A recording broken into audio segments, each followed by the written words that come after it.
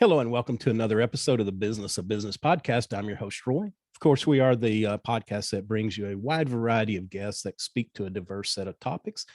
Today is no different. We're happy to have with us Dr. Sabrina Starling, the business psychologist and author of the How to Hire the Best series and also the founder of Tap the Potential. At Tap the Potential, they work to free business owners from the constant demands of a growing business. They believe that work supports life, not the other way around. Clients in their Better Business, Better Life coaching program have more time and more money than they've ever had before. Next, they send them off to a 4-week vacation to celebrate their hard-earned journey to get their life back. Dr. Sabrina, welcome to the show. Thank you, Roy. I'm so excited to be here with you. Yeah. Can you stamp my passport? I am ready to be on that celebration journey. Yes, every business owner deserves a 4-week vacation, right. Especially after what we've been through with COVID. We all need that. Well, and I do apologize. I'm thought I was a little bit better, but I still have a little bit of a cough. So we're going to try to make it through this. Unfortunately, and I appreciate your patience. You've been put off like 2 or 3 times. The last time, like 5 minutes before we were going to start taping, we had total power outage.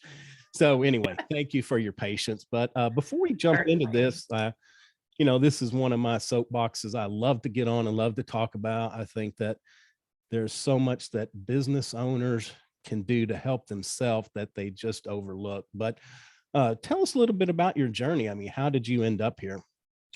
Well, I'll tell you, it really goes back to my childhood. And, when I was a young girl, maybe like around 5 years old, I really became aware of my dad and how busy he always was. Like I would watch him scarf down his food and race out the door, and he would work from sun up till sundown, always working.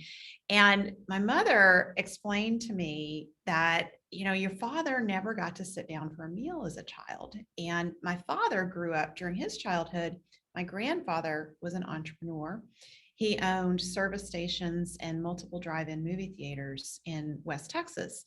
And he stumbled on, when he had a service station, he wanted to have more gas sales. And so he got this idea that he would put a screen up on the back of his service station.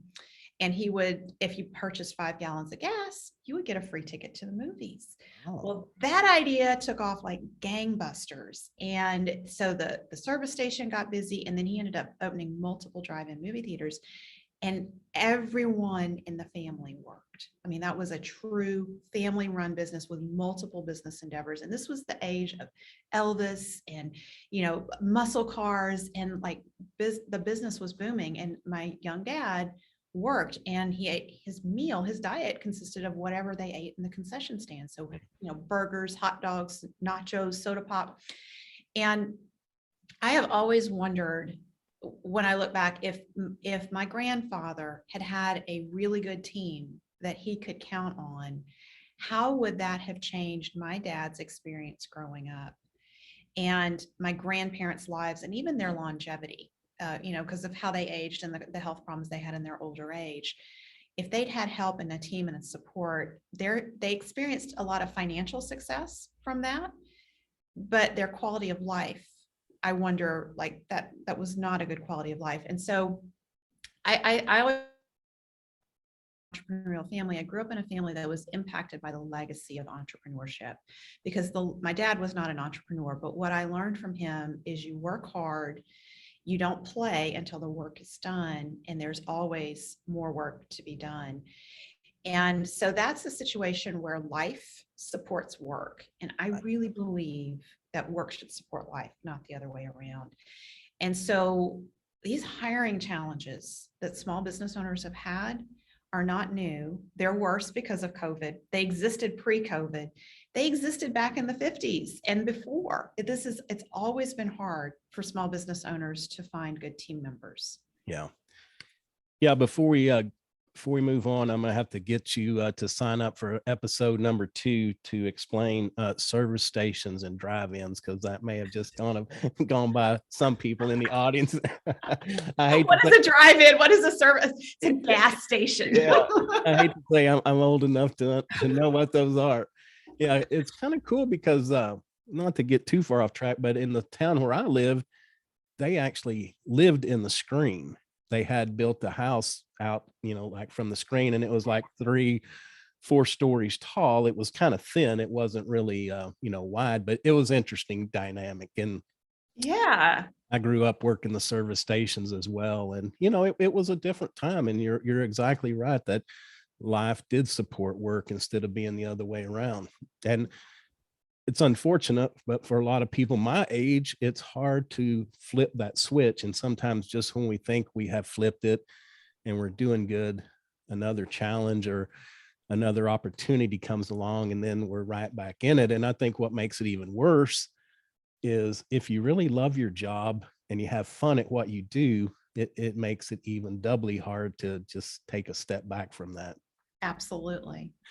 Yeah. Well, and we talked pre-show about this, so I'm really not surprising, or I don't like to do that to guests, but I just got an alert from the Wall Street Journal.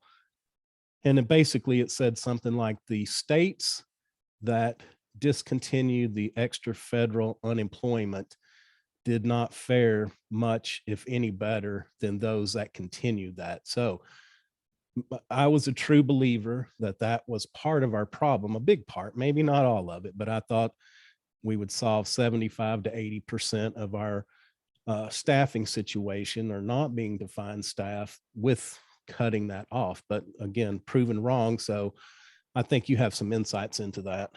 Yeah, so I think one of the big, there's multiple factors at play, and as to why is it that now that business owners are poised to make a comeback, they have lots of opportunity in their business now that COVID is less of a concern. I mean, it's still a huge concern, but we're learning to deal with it. So why is it that we have these hiring challenges, even in states where the federal and the state support has been cut or is getting reduced? And what happened is, first off, COVID lasted a very long time.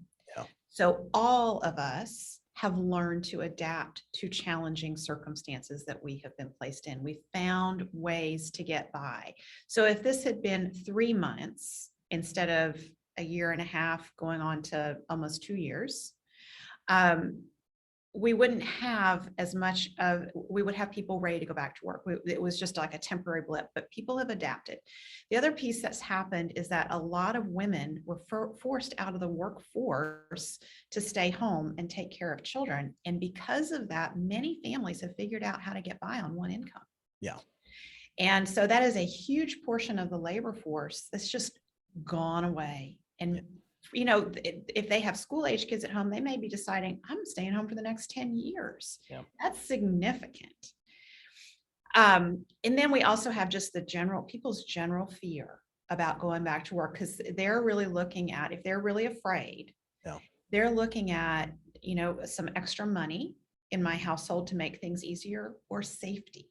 Yeah. And fear and safety, people are always going to choose from fear. Yeah. And so we have a situation where our labor pool has shrunk. Prior to COVID, the hiring challenge that was out there is that only 10% of the population are A players to begin with. So A players are those individuals who are highly motivated. They're intrinsically motivated. That means that they just want to do a good job. When you find something that you want to do, you want to do it. You enjoy doing that kind of work. And so you have this natural drive to want to do it better. Right. That's that A player intrinsic motivation. Extrinsic motivation is when you have to give somebody a perk, like, I'm going to give you $1 an hour more if you produce more for me. A players don't work that way. The other challenge is that A players who want to work are rarely unemployed. So they are not home reading ads on Indeed. They're not reading the help wanted ads. And so your challenge as a business owner is, how do I find the A players that I want on my team? Because the typical hiring strategies don't work. They actually set us up to mishire 75% of the time. Right. They're not geared to attract A players Yeah. to our teams. Yeah, and I don't like to be too rough on anybody, but I think that's one skill that's been lost even prior to COVID is recruiting. And I think you make a very good point that the A players, the people that you really want, they're not perusing the ads anyway. And Right. so, because what I always challenge people to do is do actual recruiting, which means talking to people, being in touch with people prior to needing them to that way, especially today, you can monitor them on social media to see what's their attitude about things, how they feel. Do they spend a lot of time during the day on there? There's so much reconnaissance that you can do in the beginning instead of just putting up, instead of like, hey, we had a guy that left today. Let's put an Indeed app. Let's put an Indeed ad up. And that's, to me, that's not really recruiting. And then No. that's where we get in this position of, well, we hired somebody because we had to hurry. And it was basically okay, they got a pulse and they filled out an application. So they're our person with the wrong person, which just, trickles through and makes things even worse as we go. Yes, and that's exactly in the traditional hiring strategy. That's what the majority of small business owners do, and that's what sets us up to mishire 75% of the time. So that's where you have that experience of, I hate hiring. I don't want to go through this again. It's so painful, and I don't think I'm going to get a good candidate anyway. So Right. and you really aren't, because 1 out of 4 is going to be good, 3 out of 4 are going to be awful, and you're going to fire them. And when you're in a small business, your margins are so slim to begin with.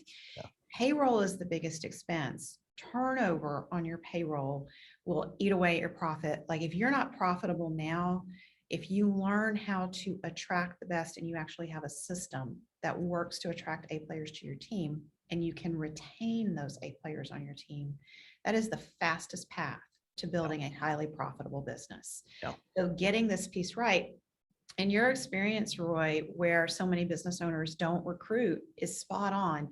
We have been surveying small business owners over the last year and a half. And in a survey of over 200 entrepreneurs, 89% have no system to attract A players to their team. 89%. So only 11% have a system for hiring. Yeah. And I think I'll put this as a question, but it seems like we've become very reactionary in hiring. I mean, in the starting the process is we wait till, hey, that guy's been gone for 2, 3, sometimes it's been weeks. And that's another thing I look at. It's like, this slot's been open for 30, 60, 90 days. You have to at some point ask yourself, do we really even need that person if we've been able to go? I mean, maybe we're paying the crazy overtime, and then the other part that's kind of weird is that sometimes the process can take so long that they just lose that, but they lose the good people because it's competitive for somebody that is that top 10%. Yes. And we do all this stuff that sometimes it's necessary, sometimes it's not. But I look at it, it's kind of like a sliding scale. Like the lower wage employees, it seems like they quit their job today and they need to go to work tomorrow. They don't have 3 weeks, 6 weeks, for $10, $15 hour an employee, typically what I would see. And then, with your professional workers, they're going to give 2 weeks to a month notice. So there is some time to go through that. But let me get your opinion on that as well. Design your recruiting and hiring system so that it filters out the wrong people very early on in the process, because you don't have time as a small business owner to be talking to everybody and interviewing and doing all. So you want to filter out the wrong people early on in the process, and you want to fast track the right people. And that's what I'm hearing you speak to, Roy, is that You want to treat your recruiting and hiring like you do marketing and sales. Exactly. So if you had no marketing system in your business and you had inconsistent sales, you would have no business. Right. And so we've all learned, we figured that part out early on in our business because it's part of surviving as a business owner. Right. And at the point where we have steady lead generation and steady sales conversion is the point where we need as business owners to be starting to think about, how am I going to steadily recruit and attract the A players that I need on my team? If my business is going to grow 3 times from where it is now over the next few years, how many roles do I need? What are those roles? Yes. How am I going to attract those A players to my team?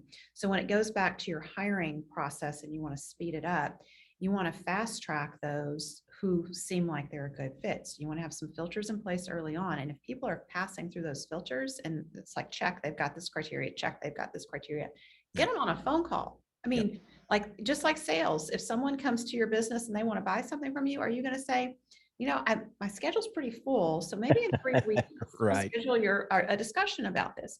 No, you're going to have that conversation right then, Right. or soon thereafter. Right.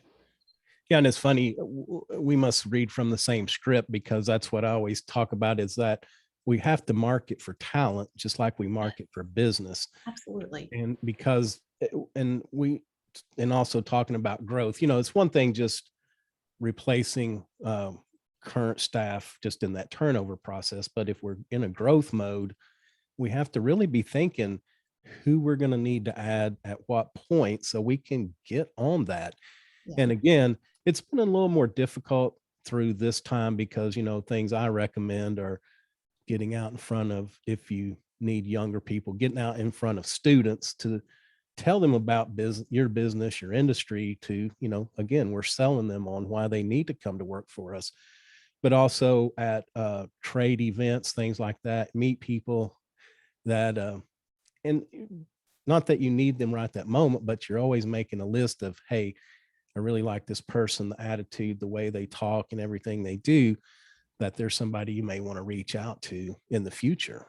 Yes, for sure. And so when we look at the roles that we need to fill in our business, both the existing roles, because you could have turnover, as well as new roles, and you identify if that person in that role can only get one thing done for me in a given day or a given week, what is the most important one thing they're going to do?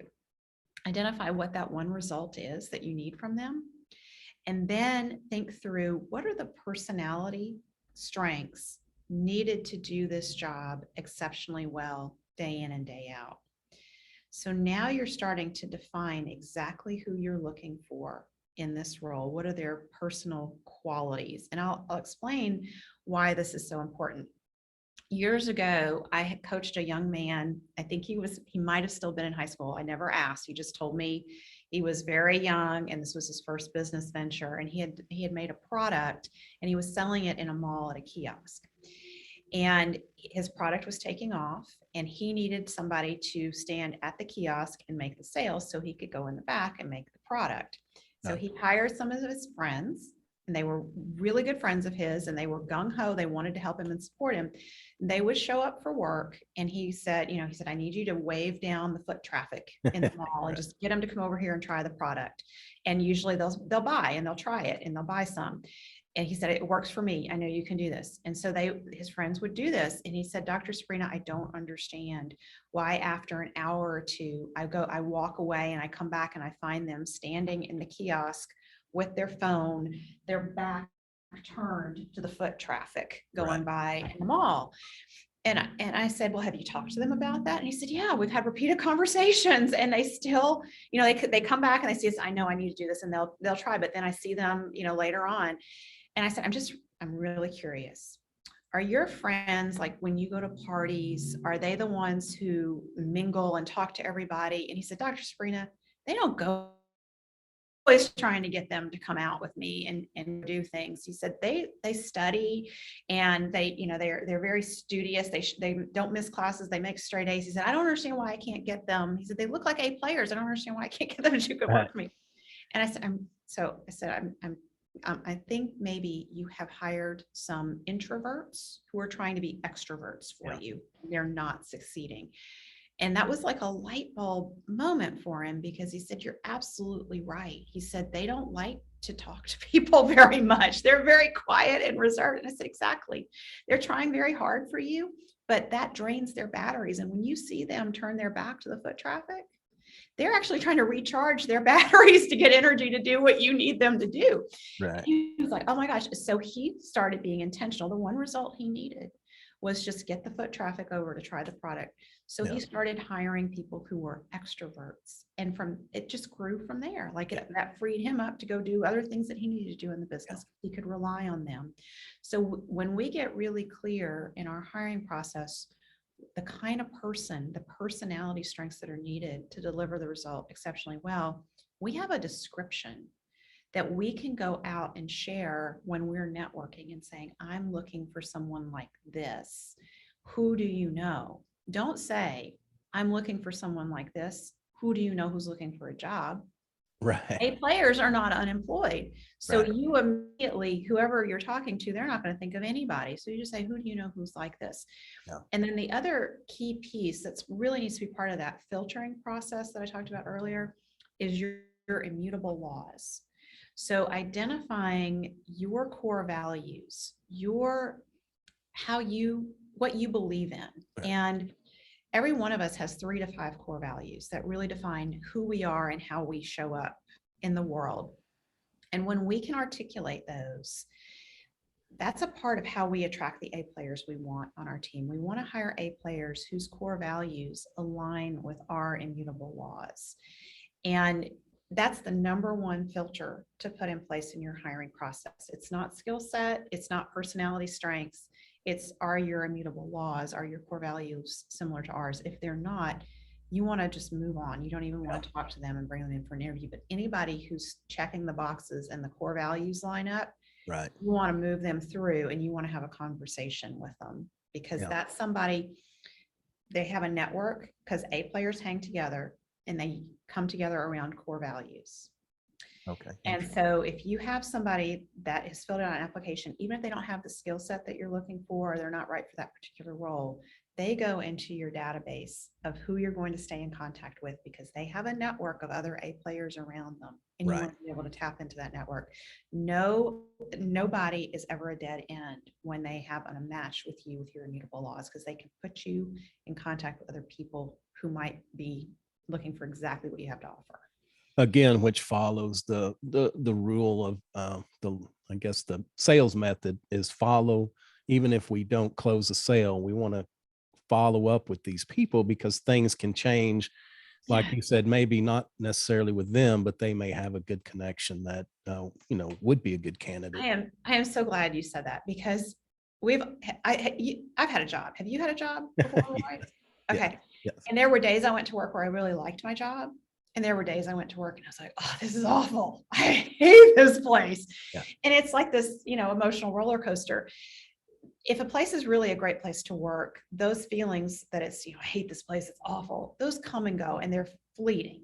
Yeah. But if it's a place like most work environments that are not all that great, where there's not a lot of attention put to culture and building relationships with team members, chances are there's going to be an opportunity where that person that you would like to work for you is having a number of bad days at work. Yeah. And if you are present in their world, if you show up and say, hey, I'm Roy, remember me? I have an opportunity over here. If you're ever interested, remember this opportunity is over here and I'd be happy to have a conversation with you about it. Yeah. So that staying present, you will show up in their world. Eventually you're going to catch them on a day where they're like, I'm ready to go. Let's talk more. Yeah.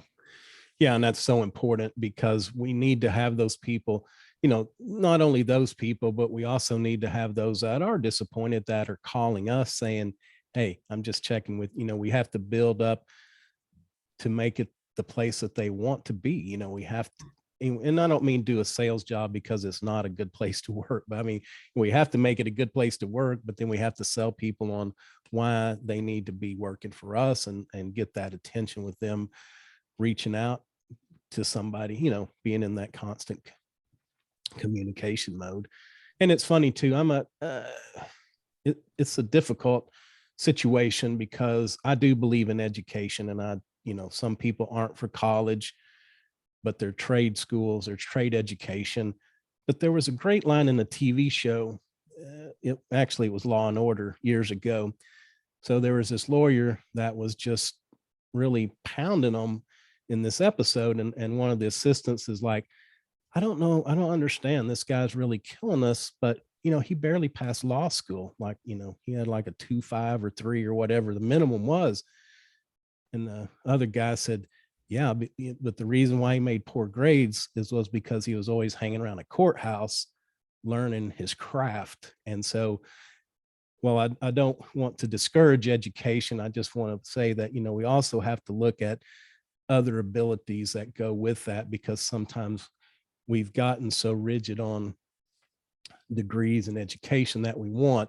Again, I'm going to just tell you my story is that, I struggled and went to night school for 20 years to get my undergrad. So I definitely believe in it.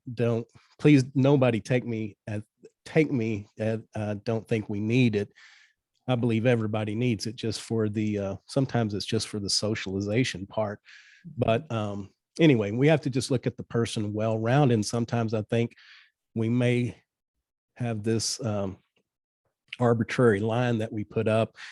There's somebody that could be bumping right up against the bottom of it that we'd give no consideration. I absolutely agree with you. As one who has a doctoral degree, I'm the first to say that college may not be the best investment for a lot of people. Right. And there's lots of people who have broad skill sets and a broad base of experience who are very eager to learn. And most things can be trained. And I'm not going to say, like you wouldn't put somebody in the role of psychologist just because they've had a broad life experience. And, I'm not going to that part, but what I'm hearing you say is we've got to think outside the box. Correct. And I have had many small business owners that we've worked with that have done that out of the box thinking. And so they will bring entry-level team members into their company, and they know they figured out their system for attracting their entry-level team members. Yes. And then they start working on, how do we teach them leadership skills? How do we give them the skills that they need to advance and fill our higher level roles? Yeah. Because those higher level roles are so hard to fill. They're finding more success in raising up their team and giving them opportunities for advancement and recruiting that way. Yeah. And the other piece that I think is so important for small business owners to hear right now is that the bird in the hand is worth more than 10 in the bush. Yeah. So when you have A players on your team, be aware of why they like working for you and what they consider to be a great place to work. So ask them, you seem happy here. What do you like here? Right. What could be better for you? You don't have to make any promises that, you're going to do anything extravagant, because you may not be able to, but just, you need to be in conversation with them to understand their perspective and use that to help you create the culture that will attract more A players. So the A players that you have on your team are your greatest source of information for how to figure out how to attract more A players. Yeah. Like them. And we need to be focusing on retention more so than attraction. So retain what you have, the A players, not everybody on your team. B and C players will be like A player repellent in your business. So if you have warm bodies on your team, you need to be aware of that, because they could actually be driving off your A players. Right. So we need to really be focusing on retaining those A players, getting to know them, spending time and investing time with them. That just an opportunity every week for a one-to-one conversation with the business owner or the person that they directly report to is the number one thing that you can do to retain A players. Yeah. If that goes away, they feel disconnected and they are much more likely to leave. Yeah. But that's also your avenue to learn about them and how to figure out how to recruit more like them. Right. Right. And that, I think one thing is that attracting that entry level, that we can show a path of promotion, that also plays to our future A players, because we can bring them in and train them up in our own system and move them up. And then the part about getting to know our employees, to me, that's such a big part, because what I would do, and if you're a larger company,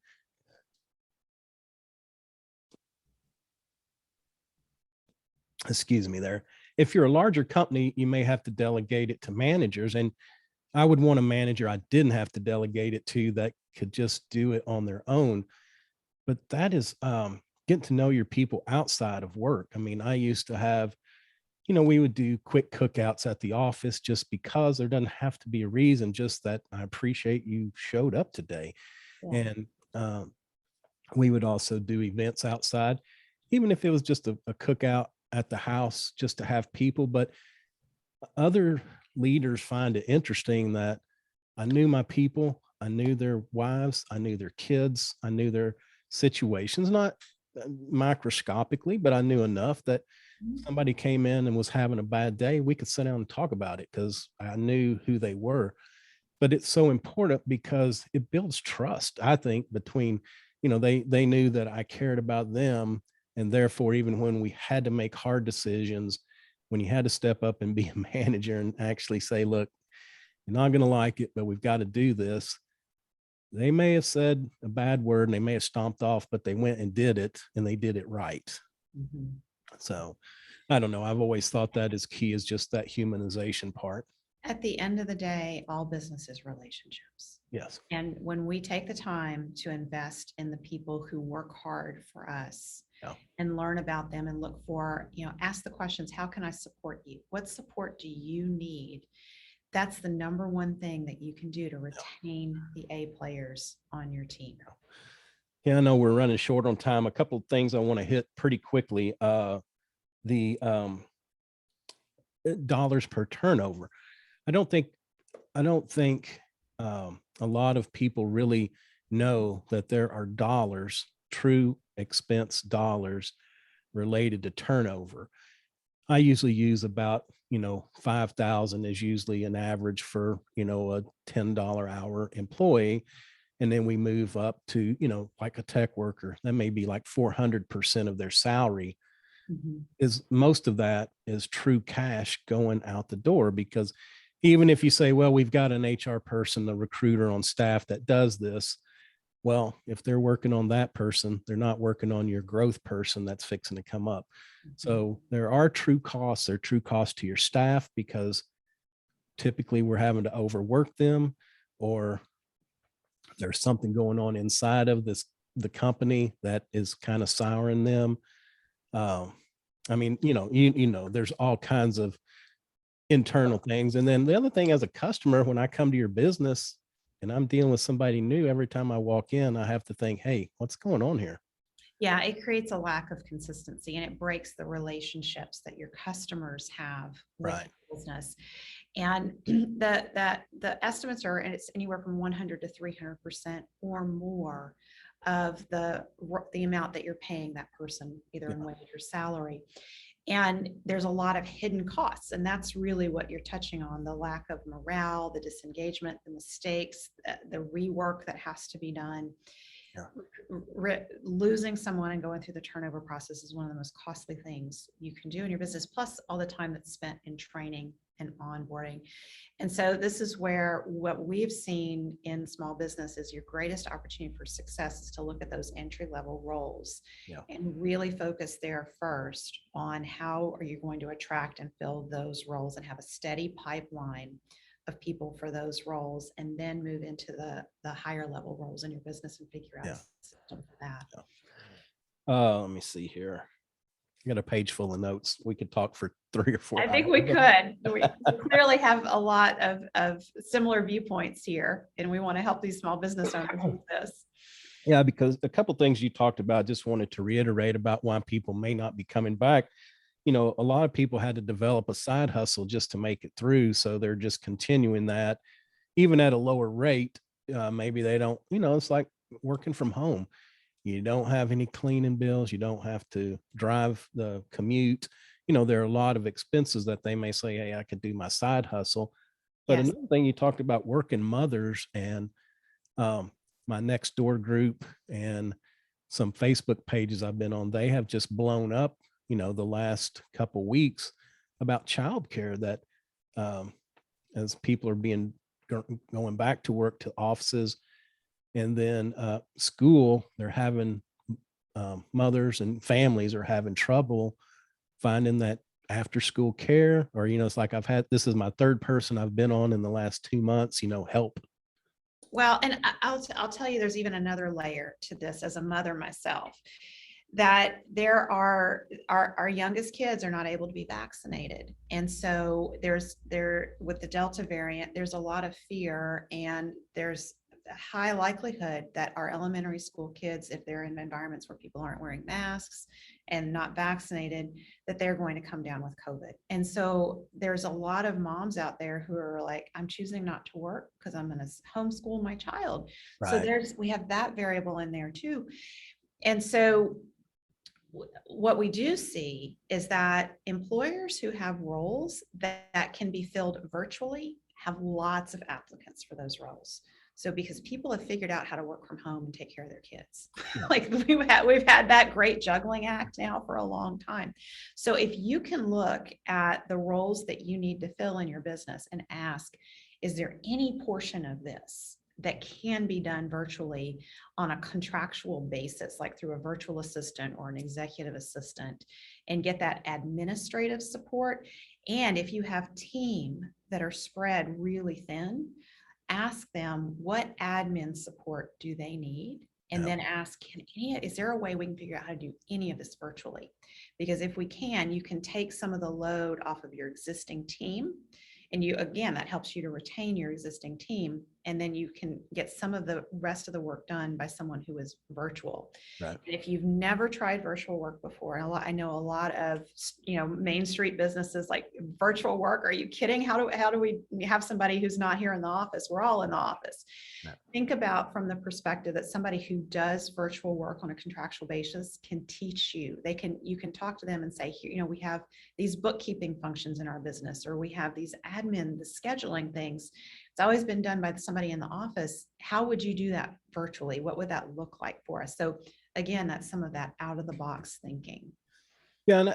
And well, just touching on the children, that's another thing that's gone crazy here, because I know that there are now whole classes and sometimes whole schools that have had to go back into quarantine again, right, and virtual, just because the whole and I don't want to get into the politics of that, the whole masking versus not masking. And right. Then, but now all of a sudden we're back to where we were. But also the remote work, I haven't figured out why some companies that have survived, even thrived with workers at home, have been so adamant that you're coming back, and why there's not more of why is there such reluctance to let people be remote? I don't get that. So much of the way we work in our country is done because it's just the way it is, because we've always done it this way. The 8-hour workday, 5 days a week, was something that Henry Ford came up with because he thought that would be a great idea to help factory workers and productions in factories. Well, so many of us now are not producing things. We are knowledge-based workers. Right. And so shifting our thinking to, we have certain results that we need our team members to deliver, and let's pay them for the results versus how long they show up. Right. Psychologically, people cannot focus on Zoom at a computer for 8 hours a day with a half hour or an hour for lunch and a 15-minute break mid-morning and mid-afternoon. Yeah. And that's why we have people who are checking out and going on Facebook and doing whatever, because their focus is going away. So rather than paying them for 8 hours, say, here's the results you're responsible for this week. Go do it. I don't care if it takes you 40 hours, if it takes you 20, I'm going to pay you this amount for this result. And so it's a mindset shift to going to results oriented versus I'm paying you to show up and I'm paying for your physical presence. Yeah, that's the thing, is I'm paying you have to be here at these particular times because and I get deadlines, and I'm not saying that we shouldn't meet deadlines, but I'm saying, does it really matter if I filled out this Excel spreadsheet at 9 in the morning or 9 in the evening? As long as if you need it tomorrow, as long as I got it to you tomorrow, that's really all that counts. Exactly. And if there are certain core meetings that you need everyone present for, set those on the schedule so everyone knows I've got to be there for this, but then give people the flexibility they need. You likely have team members who have family members who have COVID. So people are stretched really thin. And the Right. number one reason people will stay with employers is they feel supported in their personal life. Right. So when you can offer the flexibility for someone to take care of a sick family member, that builds loyalty, and that loyalty is invaluable. Yeah. And that's something we in small business can run circles around the corporate world with. Yeah. Yeah. And again, this gets back to knowing your staff, because I had a friend that was a nursing home administrator, and one of her best staff just dropped off the face of the earth. And, we have to put ourselves in that position. It's like they don't want to get the hassle of, why did you not show up? Why can't you come to work? So she just like, I'm not calling. I'll just go. I can get another job at this pay rate with no problem. But she was such a good worker that the administrator went to the home actually to chase her down, sat down and talked with her, and found out that there were some issues with the husband and he had been in jail. So she didn't have a car because it was impounded. And instead of trying to explain all that, it was easier not to. But all they did was she moved her from her shift from, 7 to 3 to like noon to 7 or whatever, something in that. But it was just a small tweak that it was good for the staff because she got to retain her job, but great for the administrator because she retained one of her top employees. Yeah. It's just as little as that communication, as caring, instead of just being like, oh my gosh, I should have known that person was going to do me this way and be in the wind. There will be people that do that. I'm not saying there won't, but we should know the ones that aren't that way and the ones that will be that way. Well, and I want to speak to those who are hearing this and saying, but she just flaked out on you and didn't show up. So why do you want her back on your team? If you really understand A player psychology and you think about what might have been going on in this woman's life, she was juggling a whole family crisis that she was trying to not burden her employer with. So she kept her mouth shut and showed up and did a good job. Right. And then it got overwhelming and she wasn't able, things were out of her control at that point, and she wasn't able to show up and do a good job. She probably felt a lot of shame. Yes. And that's that shame where it's just easier to go find another job. So I don't have to explain all this. And I know I've let someone down that I care about a lot. Right. And so just like you said, be that employer.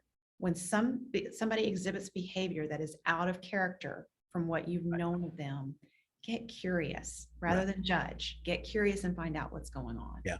Yeah. Because we have to understand that a lot of people live different lives than what we do. I mean, it's just, that is their norm. It's not ours, and we have no understanding. And so it's something I've said more lately than I thought I ever would, but seek first to understand. And there's a lot of power in that, actually.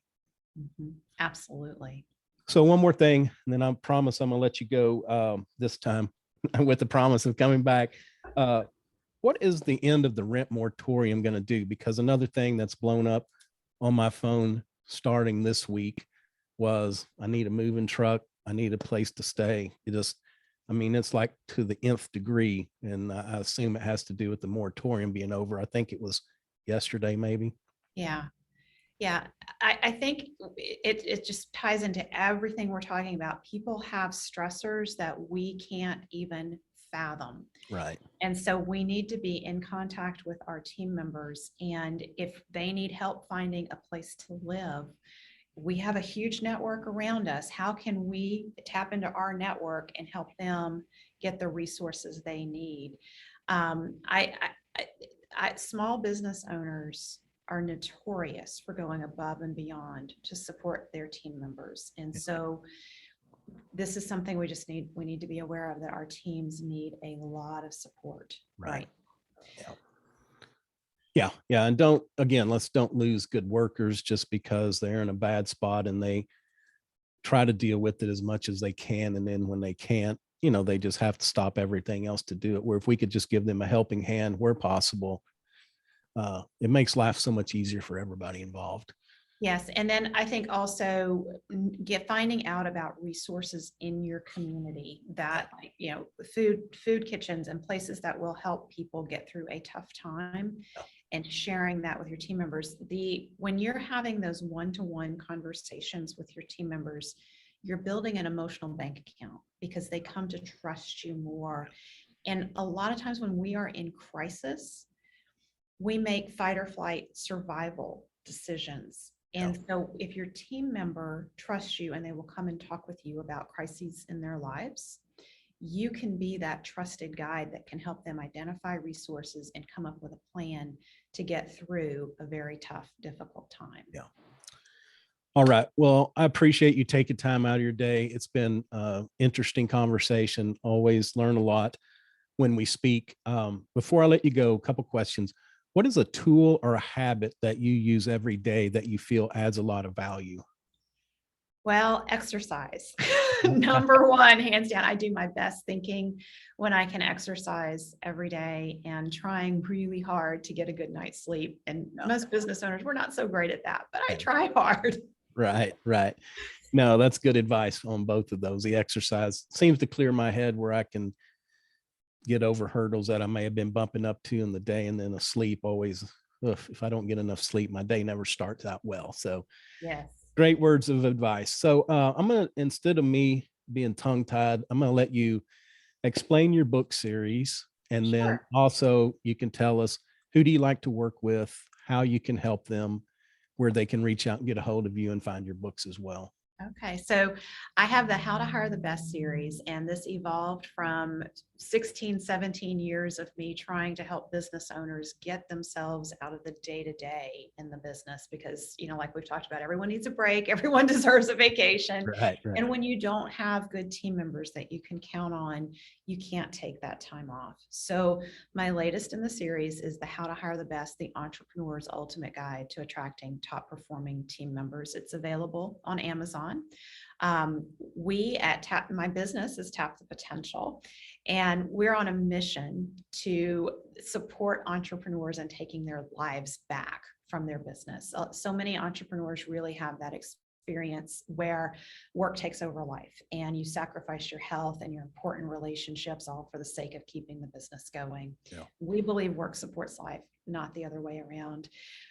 We have a community of entrepreneurs on Facebook. It's called Entrepreneurs Take Your Life Back. I would love to welcome your listeners and you, Roy, over there. And we have ongoing conversations in that group to support business owners in building these businesses that are profitable and what we call life-giving, where everyone, the business owner and team members, feel like they get energy and get life from going to work. So you can join that group, tapthepotential.com/group.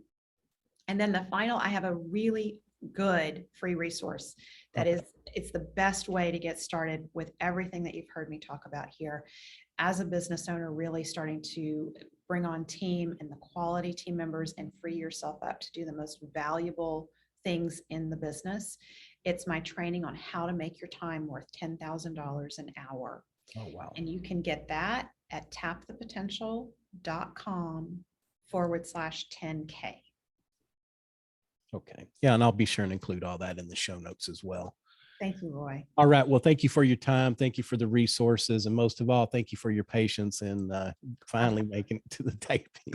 It's well worth it. I'm so glad to share and support other business owners. And I appreciate you giving me that opportunity. You bet. You bet. Well, that's going to do it for another episode of the Business of Business podcast. Of course, I'm your host, Roy. You can find us at www.thebusinessofbusinesspodcast.com. We're on all the major podcast platforms, iTunes, Stitcher, Google, Spotify. If we're not on one that you listen to, please reach out. I'd be glad to add it and make your listening easier. We're also on all the major social media platforms, tend to hang out on Instagram a little bit more than others. Love to interact with you there. And a video of this interview will go on our YouTube page. So check that out, as well as some of our past episodes. Until next time, take care of yourself and take care of your business.